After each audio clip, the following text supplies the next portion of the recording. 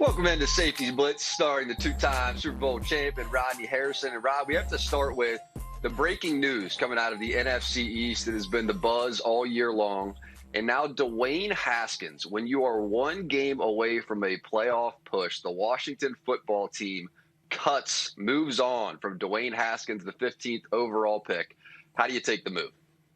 I thought it was the right move to make. I would have cut him after I heard of the situation. I would have never let him come in after what he went through and, start a football game. Ron Rivera is trying to establish a culture, and the last thing you want or need is your quarterback, who's a captain of the team, breaking protocols. And to me, it just shows the immaturity of Dwayne Haskins. He's not ready for the moment, and he really blew a golden opportunity. I mean, it's not many starting quarterbacks in the National Football League, and he blew an opportunity to start in the National Football League. And I just tell you this, man, I was very, very disappointed because as a black quarterback, part of his responsibility is doing everything he can to be successful, to encourage, and to give others an opportunity. And you don't want to discourage other organizations from taking a chance on other black quarterbacks because you screwed up. So it's not just about you, Dwayne Haskins, but it's your responsibility to all those other black quarterbacks trying to come up and fight and make it for an opportunity to play quarterback in the National Football League. Rod, how about when you just watch him on the field? If you can isolate it down to his play on the football field, what has he shown you? Has he shown you enough to where another team should now give Haskins a chance? Or is this just an isolated off-the-field incident or two that ultimately led to this? How do you take the combination of where we are now? I don't think that this is an isolated incident, because if you understood the magnitude of what he did, if he had the maturity to understand that they're fighting for a division title, they're fighting for an opportunity to get into the playoffs. And you mean to tell me everything else on your radar is more important than putting all the time and effort as a backup quarterback with an opportunity to start all into 100% into preparing? What about getting on Zoom for the 3 or 4 hours that you wasted at the strip club or having the party or whatever? It's just stupid. You're in the middle of a playoff hunt and that's your priority. So to me, he's going to get another opportunity because he was a 15th pick overall and he has talent. But he's a very immature kid and he needs to grow up, and I think this might do it for him. Well, here's the downside. This is one of the most quarterback-needy teams in the entire NFL. I mean, this is it. When you're looking at a team that has great defense, great defensive line, they've really put a ton of resources into making sure that they can get a pass rush with those four on the front of the defensive line, and that's why that they're in this position. I know that the NFC East is on a way down year, but this defense has kept them in it. And for Haskins, this is the exact kind of opportunity you want to be in, where you can get chances that you wouldn't typically get. They don't have a full-time starter there. And Alex Smith is banged up. This is perfect. I mean, this is just perfect. And you kind of blew it, And I think as the 15th overall pick in general, you can't really do anything. There's so many eyeballs on you in the city where you were drafted. So if you're going to go out even to go to a bar or something, you're going to get blowback on that. But in the COVID year, to go do something, like you just can't leave your house. I mean, you just can't. You pretty much just have to sit at home. And if you're going to leave, expect that you're going to be on camera the entire time that you're out of your house. That's just the nature of the world that we're living in right now. And so maybe Haskins does get another shot, but when you're one game away from a playoff push on a team that desperately needs any hope at the quarterback position, I don't know who that team is that now wants to give you a chance. I think it's clear Riverboat Ron Rivera is now making the decisions in Washington and not Dan Snyder, because this was Snyder's guy in Haskins.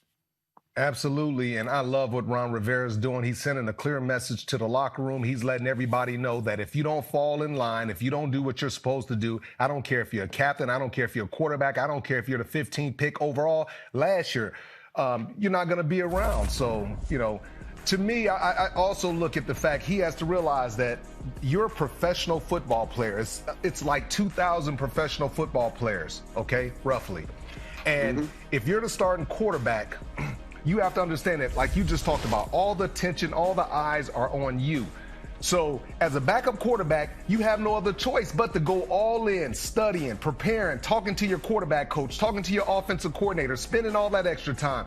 Why would something like that even be on your mind?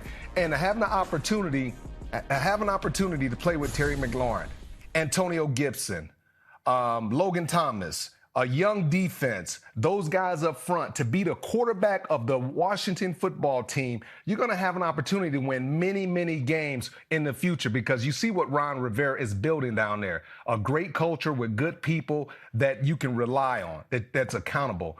And I'm just really disappointed with Dwayne Haskins, because it didn't have to play out like this, Zach. It is crazy that he could go from starter to waived on Monday. You know, like starter, that's barely enough time to even watch the film before he's It's waived. the NFL, man. It's the NFL. It's the NFL. And it felt like for Coach Rivera, this was sort of last chance opportunity for him. And there was just a couple balls in that game. I'm thinking about the flag route. He just way underthrown, just ugly, very turnover worthy interceptions. And his only real completions that you saw were short dink dunk stuff. And his mobility is there, but it's not quite there with the caliber of a Lamar Jackson or a Kyler Murray. Or he's not that top shelf of mobility. He's somewhere sort of in between Wentz, kind of a caliber guy when he takes off and runs. So he just was stuck right there in between, and it didn't work out in Washington. We'll see what happens. He's still so young, so you think that there has to be at least potential for a future for Dwayne Haskins moving forward. Let's go from, one of the tougher quarterback rooms. Mm-hmm. Yeah, go ahead. Finish that thought. No, go ahead. I'm good. All right, cool. I was just going to say, let's take it from one of the tougher quarterback rooms to one of the best. The Green Bay Packers very well may have taken over this MVP race as Aaron Rodgers. Kansas City's offense down the stretch has slowed all the way down, while Green Bay's has heated up. That was one of the more impressive. As a guy that's played in the snow, how about the show we just saw from Aaron Rodgers, this Green Bay team, in the snowy Sunday Night Football last night? And let me just tell you this. This is the reason, like last night was a perfect example of why Aaron Rodgers and the Packers, they're going to win against Chicago, okay? And why it's so important for them to keep that number one seed, because if you don't play in that crap, if you don't practice in it, you're not going to be successful in it. And you saw Rodgers and those guys having a blast, running the ball, throwing the ball. A.J. Dillon, he can really be that X factor that they're looking for. He's big. He's a thick, powerful back that can wear a defense down. I just think that the Green Bay Packers, man, when you start looking at the teams in the NFC, I like the Green Bay Packers at this point in time, because like you talked about, Aaron Rodgers is playing out of his mind. Devontae Adams, Aaron Jones, A.J. Dillon. I mean, they just have weapon after weapon. Now you're getting some of these young receivers that are big and athletic, stepping up, making plays, and Aaron Rodgers looked like he's having the most fun of his career. It's awesome to see. For Green Bay, it looked like it was sunny and 75 on that field last night. For Tennessee, it looked like they're playing in Alaska underneath 10 feet of snow. Just the contradiction between both those teams on the same football field was something to see. So let's hear from Aaron Rodgers on the win on Devontae Adams, who quietly 17 touchdown season that he has put together despite missing a couple games. He's just been on fire. Here was A-Rod, the MVP favorite, as it sits.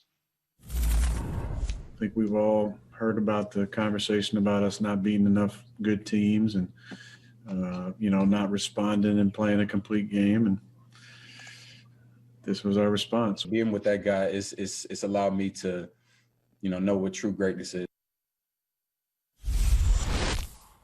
Yeah, you see Devontae Adams, he just continues his monster season. And what I love about those guys, they have so much respect and they understand. And both those guys are the same. They work their butts off. You can see every time Devontae Adams catches a pass from Aaron Rodgers, he's beating a cornerback down. He's shoving a linebacker. He's trying to make the safety miss. It's just really nice to see that they've kind of found their niche. And you include the run game with Robert Tonyan, the tight end, and all the other different weapons they have, as well as that defense kind of got ignited. And, once they get ahead and then those pass rushers, you can unleash those pass rushers, man. It's pretty special what they're building down there. Rashawn Gary's really turning into something defensively. Zadarius Smith has been something for them defensively. So now they have the combination of those two guys playing at a high level. And everybody showed up last night for the Derrick Henry show. This was going to be the Derrick Henry power running performance for him to go take over in prime time and everybody in the world could enjoy it in the snow. And instead it was A.J. Dillon. And we haven't seen him get more than 5 carries in a single game all season long, not more than 5. And he went off last night on Sunday Night Football. And everybody kind of been wondering, why use a second-round pick? Why use such a great resource on a power running back when you already have Aaron Jones? And the reason is there may only be one real home field advantage in the NFL this year. And that home field advantage might be the weather in Green Bay. That may be the only home field advantage as we come down the home stretch. And what could be better than a 250-pound power running back to go along with MVP Aaron Rodgers? I mean, that is a lot to think about when you sit down and start. How are we going to defend the Green Bay Packers in the freezing cold? You have to think about that power running game to go along with what they're doing through the air. Green Bay looks like a dangerous team headed to Tampa right now. And you know what I like about them is there's no jealousy, there's no envy on the team. Yeah. Like when it doesn't matter if A.J. Dillon's scoring a touchdown, Aaron Jones, everybody's so happy and, just really excited for everyone that's making contributions. And in order to get to that next level, you need that level of love, trust, and that unselfishness amongst your team in order to get to that next level, Jack. You do. So Jared Goff, and now we've seen the Rams. Let's transition it to the Rams real quick and really into Seattle too. So with the Rams, we just saw them lose to the Jets, and that is a way of magnifying a lot of issues that you have going on. It's a team that's been playing awesome defense, top 3 defense in the league, but Jared Goff continues to hold them back on the offensive side. Why do you think that is? What's going on with them now that they've lost 2 in a row? Well, he's just not that good. And, he's been so inconsistent. And at times he looks very comfortable and he can deliver the ball and he's got receivers and the run game. When the run game is gone, he's a really good quarterback. But if they can't run the football, especially with the injury to Cam Akers, if they can't run the football, then he struggles off those bootlegs and play action passes and things like that. So when you look at Jared Goff, man, and we've seen it in the Super Bowl, you just seen times where it's like, this dude he's garbage. But then other times you look and say, man, this dude could be the next Tom Brady. But he's just, it's just a level of inconsistency. And I just think that he needs to, get his confidence back. Once he gets his confidence back, then he can play because he has a lot of weapons he can throw to, and he has a really good defense like you alluded to.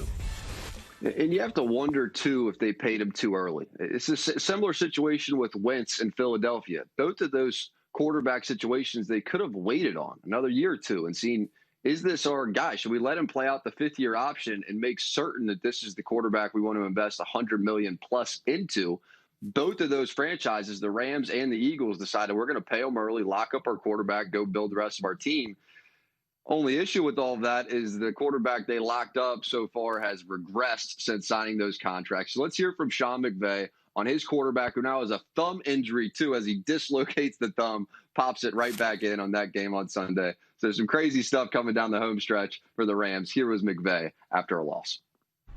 I'm not sure right now. I don't want to speculate on that. I know he battled, and I really have a lot of respect for the toughness that he exuded today to be able to finish that game out. And, that's really all I can say on that. It's not terrible.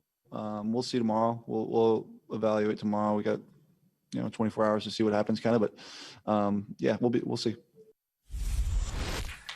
It's amazing, too. A month ago, we were just talking about the Rams probably as the most complete team in the NFC or one of the most complete teams in the NFC. They were running the ball. They were playing defense. Jared Goff was playing well. Now, all of a sudden, they take a step back.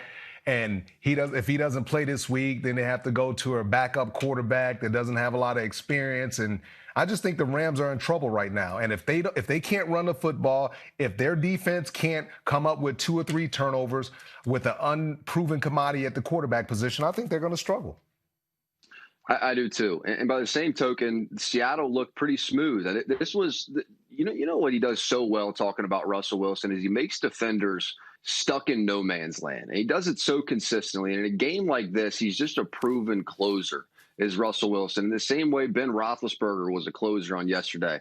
Just figuring out a way to go win a close game like this. And I thought what Russell did so impressively is he just leaves guys, what is he going to run? Is he going to throw? And he really doesn't make up his mind.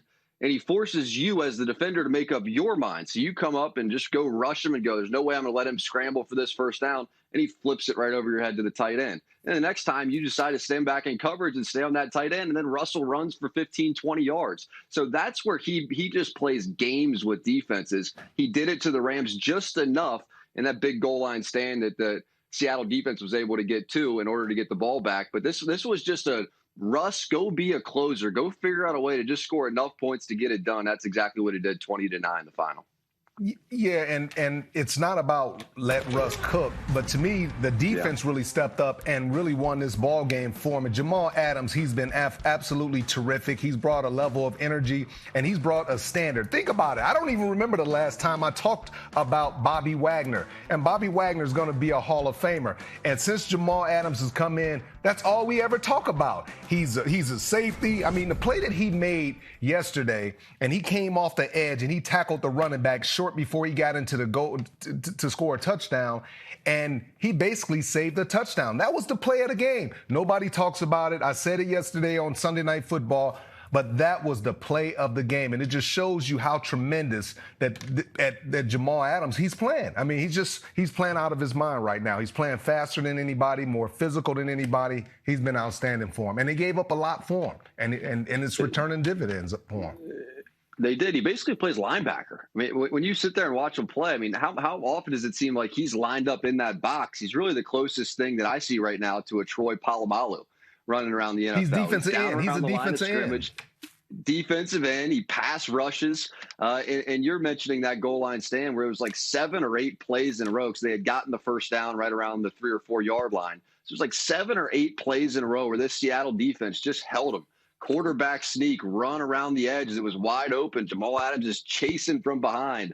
Every single one of those plays, it seemed like Jamal Adams was such a factor down around the line of scrimmage, like you're saying, in a 20-9 playoff type game. 2 teams, same division, battling for one of those spots. Those are the goal line stands that can swing the momentum. And I'll tell you what else the Seattle defense did was that they were only rushing 3 or 4 throughout the vast majority of the game and just dropping 7 or 8. And really covering these Rams wide receivers, and Goff didn't have anything to counter that. There was nothing coming back from McVay and from Goff that was counterbalancing what the Seattle defense was doing.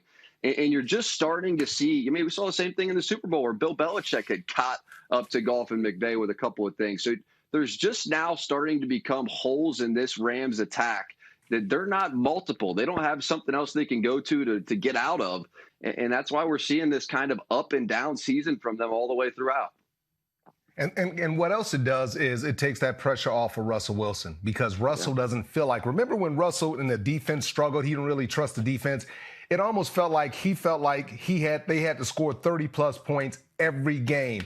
And the defense has stepped up so much now, it's taking pressure off of Russell. So now he doesn't have to feel like he has to throw the ball down the field, 7 or 8 times to get a 70-yard bomb, that he can be patient, that he can actually make a mistake, and his defense will be there for him. So I like the fact that the defense, not only is the defense playing better, but it's taking pressure off of Russell Wilson, and I think that's key for him. So another quarterback that's just quietly now crept back into a potential contract, Mitch Trubisky. You can't really figure out how or why, but they have won 3 straight, and now everyone's saying, should they go ahead and extend the 5th-year option of Trubisky after they'd already decided they're moving on from him? Has he shown you enough, Rodney, to where Trubisky could still potentially have some piece of the future there as a Chicago Bear, or is this all fool's gold? No. He hasn't shown me enough. I mean, we just watched him for 4 years. And the Chicago Bears a few months ago had an opportunity to pick up the 5th-year option. And they said no. This is an organization that sees him work, that sees him practice, sees him in the game, sees him every single day. So would I go all in on Mitchell Trubisky because he's played the last 3-4 weeks or whatever it is unbelievable? No, he's got to beat Green Bay. He's got to beat Green Bay because Aaron Rodgers, you see how he looks, how he takes care of his body. He's not going anywhere, Jack. He's going to be in that division for a long time. So when I look at Mitchell Trubisky, I might do a 1-year, $8 to $10 million deal with a bunch of incentives. If you continue to go out there and play, then we could talk about definitely a long-term contract. But who's going to invest $15, $20 million in Mitchell Trubisky? Would you, if you were a general manager? I wouldn't. And I went back and watched every snap of that game yesterday to make sure of that decision, but it's pretty clear. And there were still some very turnover-worthy moments in that game. I'm thinking about when he was rolling right and just sort of did what I call a jackpot, jackpot 500, and just throws it right up into – I mean, there were 4 Jacksonville Jaguar defenders and 2 wide receivers. And it was, of course, intercepted. And that was down around the red zone, too, like at the 15-yard line. But over these last 4 games, 7 touchdowns, only 2 picks. He's completing over like 68% of his passes, which is something that we've never seen from Trubisky. They've won 3 in a row. And maybe most importantly, David Montgomery has jump-started. This running game for Chicago has been jump-started again. 351 yards just in these last 3 games for David Johnson. Another big one on Sunday against Jacksonville. So is this offense long-term headed the Trubisky route? No. Are they undoubtedly better than they were with Foles playing quarterback, both running and throwing the football? And plus, he just gives you that at any point he's going to run in for a touchdown, run a big first down. That mobility factor, I think you have to go with Trubisky down the stretch. That's clear and obvious. Are you going to go with them into next year?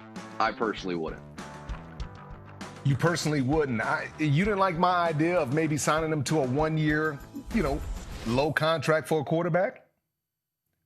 He still, and as much as we still want to talk about him having a little bit of confidence on the field, to me, we've discussed in the past a little bit of that edge, a little bit of that cockiness, a little bit of that Aaron Rodgers, if you will, Mahomes. Some guys just have that ability to make the team believe.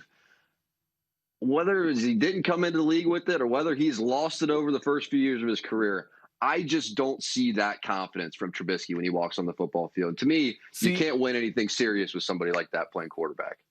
See, I see a little different. I see that confidence. I see what his teammates described as that swagger. That it's like, man, Mitch got swag. He's playing with swag. That's what his teammates are saying. So it's not about kind of what I think or what you think. It's about what his teammates think. And his teammates say, look, this guy's playing with a lot of confidence. He's playing with swag. He's not worried about making mistakes. He's kind of like Lamar Jackson. Lamar Jackson, he's playing loose. He's not trying to be perfect. And that's what Mitchell Trubisky has always tried to do. He's always tried to be perfect. He said, you know what? You guys didn't pick up my 5th-year option. It's okay. I'm just going to forget about everything. I'm just going to go out there and play. And if you don't like me, you can cut me. You can get rid of me. If you like me, whatever happens, happens. And I think that's what he did. He just said, forget it, man. I'm just going to go out there and play. Obviously, David Montgomery having success running the ball. Jimmy Graham, he's out there making plays like he's 25 years old, like he's, heading to the Pro Bowl. So I'm like you, and I've always been a critic of Mitchell Trubisky. All I'm saying is if he beats Green Bay, which is basically a playoff game for them next week, and they get in the playoffs, what he's done the last month of the season, You almost have to. You almost put in a position where you're forced to give him opportunity, Jack. It's tough. So these are the 3 teams that they've beat. You probably have to keep some of the context of it. And I hear you on what the players are saying. And Coach Nagy has really talked him up at moments too. But, they've beaten Houston, who is a team with the wheels falling completely off. Minnesota, who has all kinds of struggles. And Jacksonville, who's going to go get Trevor Lawrence. So those are the 3 teams that he's beaten right here. And so it's easy to get very excited about that. And who's his favorite target, too? We got to give a little love to Allen Robinson. Allen Robinson quietly having another huge year with his 2 quarterbacks this year being Trubisky and Foles. He's over 1,200 receiving yards. And he's having like 12 targets he had yesterday, 10 catches. So that's where you see Trubisky looking. For the most part, it's short. He doesn't want to go deep downfield with it. It's short, easy throws. And for the vast majority of those, it's either Jimmy Graham or it's Allen Robinson. And he's just trying to survive these games. To me, it's not a long-term fix. It is a brief spurt against Houston, Jacksonville, and Minnesota, 3 teams that are at the bottom of football right now. But they won those games, and you have to give them credit for winning those games, because we would have definitely given them criticism if they would have lost those games. And, it's easy to sit back and say he only played this, but he was losing games before, and these games are like the building blocks to build, just building that confidence. And that's something that a young quarterback like Mitchell Trubisky, he's been up and down with his confidence. So anytime that he can play well, anytime that he can, go out there and win a game against anybody, it really helps his confidence and, moving forward. And as huge as it is for Trubisky, it's maybe even bigger for Coach Nagy. Because if this end of this season had fallen apart, he may have been on the way out, or at least the conversation would have been, we got to get to looking. And I think he's now played himself back into this job for sure next year, which is a big thing. Okay, let's get to the Pittsburgh Steelers, a team that had been really on that same sort of struggling trajectory and now turn it around with the huge win over Indy yesterday. They were down 24-7. They're just getting crushed in this game. It was like 3 minutes left in the third quarter, down 24-7, and Big Ben just gets red hot. How did he lead this comeback yesterday to get Pittsburgh right on the right side of all these conversations? Well, a big part of the reason why he had an opportunity is because Coach Frank Wright, he stopped running the football for the Indianapolis Colts. I remember in the third quarter, I looked at Coach Dungy and I said, they're getting 4 or 5 yards every single time they run the ball, and then they'll come right back and pass the ball. And I'm like, what are they doing? And then Coach Dungy looked at me and says, if they don't throw another pass, they're going to win this football game. If they don't throw another pass. And then Frank Wright went away from the run. He, put the ball in Phillip Rivers' hands, and all of a sudden it all fell apart. But also that their defense in the second half made no adjustments. It was the same defense over and over again. They got scared, they got conservative, and they started playing the same defense over and over again. And Big Ben found it out, and he started taking shots down the field because everyone was sitting on it. We saw the game against Buffalo. Their defense sat on every single route that the Pittsburgh Steelers did. They played against the Colts. They went downfield in the second half, and it changed everything for them, Jack. Yeah, it really did. And this running game for the Steelers offense has been slow and struggling. James Conner coming back is big.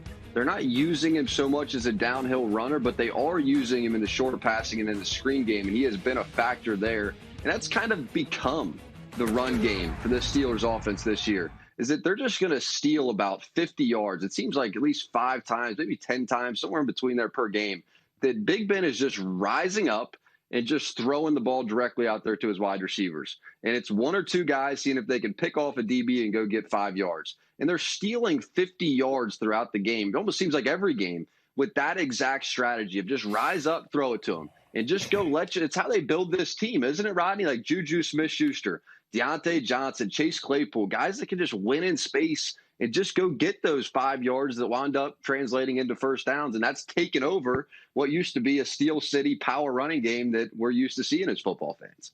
Yeah, and what everyone keeps saying, and Ryan Shazier, he tweeted out yesterday, run the D ball, run the ball, run the ball. Yeah. Like, you're telling them to run the ball, but what you have to understand, Ryan, is they don't have the personnel to run the ball up front. Their offensive linemen are pass protectors. They're not those guys that's going to get in the dirt like Quentin Nelson and just blow you off the ball, and you're going to be able to run for 150 yards like the Tennessee Titans offensive line. They're not that type. They are pass protectors, and that's why Big Ben has a nice clean pocket every time he's in the pocket, and he can just throw it where he wants to. But I'm going to tell you the other thing that really will open up the run game. When people start to see them aggressively attacking the safeties and the corners down the field, that's going to take that safety out of the box. That's going to put him back 20 yards, and now you're going to have opportunity. So I think Pittsburgh really found something in themselves, the adjustment that they made, just being aggressive down the field. And when you're aggressive down the field, the corners become a little bit more passive. Now that's going to open up the quick passing game. So I think that's what the Steelers moving forward, going into the playoffs, that's what they're going to work with. Yeah. And on the other side, Phillip Rivers, he's been a great quarterback his entire career. Now a couple franchises in which he's really been a great quarterback, but he's always struggled to close out games. So this is Phillip Rivers on the difference between the first half and the second half when they fell apart on Sunday. If you could have been in the stadium, there was a feel of complete domination in the first half, all 3 phases. Just kind of like y'all don't have an answer, and we're not going to give you an answer. And in the second half, it was like almost we gave them a glimmer of hope, and then it felt a little bit like we were hanging on, And obviously, you say, well, if you felt like you're hanging on, why did you stop hanging on and just go push the gas down? I mean, that's easier said than done. Yeah, good teams finish you off. When you're a good team and you have a team like that on the ropes, like the mindset has to be when we come out in the second half, it's 0-0. It's 0. We have to win the second half. Don't get comfortable with your lead. And I think that's what the Indianapolis Colts did. They got very comfortable with their lead, and they felt like, okay, we're in control of the game. And all of a sudden, Pittsburgh came out firing. And Ben is a future Hall of Famer. He's a very competitive guy with a lot of experience. So eventually he's going to get hot. Eventually he's going to start making plays, and that's what happened. It is. And I almost feel like from Big Ben's perspective, this is the kind of game that he prefers. The game where he can just call the offense at the line of scrimmage, throw the football as much as he wants, and just go win it. I think with the turnaround for this Steelers team, this was the best defense all year long. The Steelers were. And then they lost the speed on the inside in Devin Bush, and they had to figure out a way to replace that. And it throws me back to when Ryan Shazier got hurt, and just thinking about how long it took them to replace his speed on the inside of that defense. You think about losing Devin Bush. You think about losing Bud Dupree. So they've had to rebuild, and I think they're starting to rebuild defensively. And Alex Highsmith, one of the top graded guys on the Steelers defense yesterday. Avery Williamson, another one of their top graded guys, really great against the run. So they're finding new bodies that can plug and play those same positions. And the turnaround is happening quicker than it did when they originally lost Ryan Shazier, which was just something that they couldn't figure out. Now, do they have a Devin Bush on this team? No. But are they figuring out players that can step in and get good production out of? Yes. And that, to me, makes me think that the Steelers may have a chance here down the home stretch, where before I was thinking, I don't think that there's bodies on the roster to replace what they're losing there, but it's starting to feel like they might. I just don't know. They're getting good production out of the two that are now stepping in. No, I mean, what you just said is perfect, because it seems like the more reps, the more confidence they build. You know, you need those reps. Even if you're a veteran player and you play special teams, you need on-the-field reps in order to build confidence, in order to see the speed, in order to read the coverage. I mean, all the route combinations and all those different things. And, you know, when I look at the Pittsburgh Steelers, I'm just really proud of them, because they could have turned on each other. They could have started bad-mouthing each other.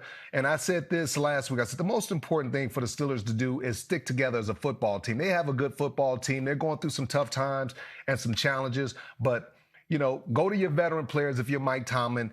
Have a conversation with them. Tell them to bring some young guys in, study a little bit extra more, you know, a little extra film, and things are going to work itself out. You got Big Ben as your quarterback, so you're going to always have a chance. That's it. This offense can score with anybody, and the Steelers, maybe more than any other team, fight every second on the clock in a football game. They never go away. So 24/7, 3 minutes left in the third.